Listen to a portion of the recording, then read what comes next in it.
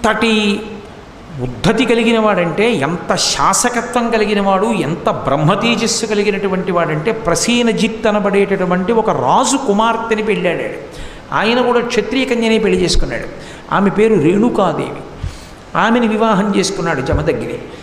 ఒకనాడు ఆమె గర్భిణిగా ఉన్నటువంటి రోజులలో ఆడుకుంటున్నారు. ఏమిటి ఆట అంటే, జమదగ్ని బాణం వేసేవాడు. ఆయనకి ధనుర్విద్య చాలా విశేషంగా తెలుసు. వేదంలో ఉపవేదం ధనుర్వేదం. ఆయన ధనుర్వేదాన్ని అభ్యసించాడు. ఈయన బాణం వేయడం, అది కొంచెం దూరంగా పడ్డం, జమదగ్ని భార్య రేణుకాదేవి అలా వెళ్ళడం, ఆ బాణం పట్టుకొచ్చి మళ్ళీ భర్తకి ఇస్తూ ఉండడం, మళ్ళీ బాణం వేస్తూ ఉండడం, ఎక్కడో పడుతూ ఉండడం.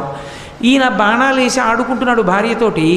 కొంతసేపు ఆగి చూశాడు. ఆమెకు ఒళ్ళంతా చెమటలు పట్టి తుడుచుకుంటోంది. అసలే గర్భిణి.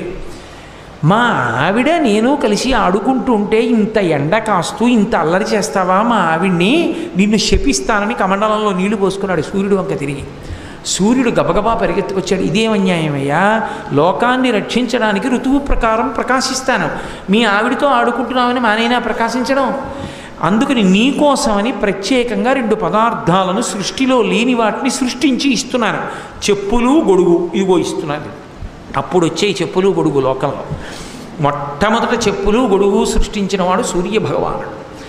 ఇవి మీ ఆవిడ్ని వేసుకుని బాణాలు తెమ్మను, నువ్వు వేసుకుని ఆడుకో, మీకు ఎండ తగలదు, కాళ్ళు కాలం. అంతేకాని నన్ను ప్రకాశించద్దంటే ఎలా? అప్పటి నుంచి గురువుగారికి ఇచ్చేటటువంటి విశేష బహుమానాల్లో గొడుగు చెప్పులు ఒకటయ్యే. ఆయనకే కాదు, ఎవరిని నారాయణ స్వరూపంగా చూస్తామో వాళ్ళందరికీ వాటిని బహూకరిస్తారు. అందుకే బ్రహ్మచర్యం వదిలిపెట్టి గృహస్థాశ్రమంలోకి వస్తుంటే మామగారు కాళ్ళు గడగాలి కదా, మరి నారాయణ స్వరూపంగా గొడుగు చెప్పులు ఇచ్చి తీసుకొస్తారు.